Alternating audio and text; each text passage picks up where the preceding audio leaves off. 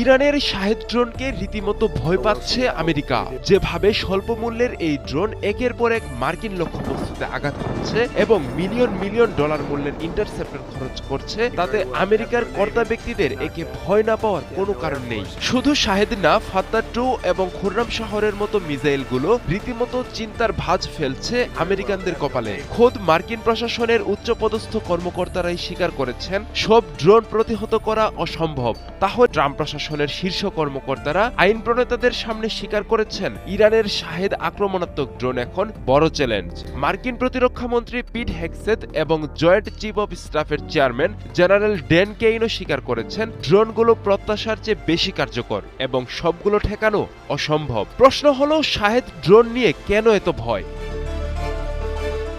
ইরানের Shahed drone নিচু উচ্চতায় ও ধীর গতিতে উড়ে। এই লো অ্যান্ড স্লো কৌশলই তাদের সবচেয়ে বড় শক্তি। ব্যালিস্টিক ক্ষেপণাস্ত্র উচ্চ গতিতে আসে এবং রাডারে ধরা পড়ে, কিন্তু শাহেদ ড্রোন রাডারের নিচ দিয়ে উড়ে গিয়ে লক্ষ্যবস্তুতে আঘাত হানে। মার্কিন সিনেটর মার্ক কেলি স্পষ্ট করে বলেছেন, ইরান বিপুল সংখ্যায় ড্রোন ও ক্ষেপণাস্ত্র তৈরি করতে পারে। এক সময় এটা গাণিতিক সমস্যায় পরিণত হবে। অর্থাৎ ইন্টারসেপ্টরের সংখ্যা সীমিত, কিন্তু ইরানের ড্রোনের ঢল অব্যাহত।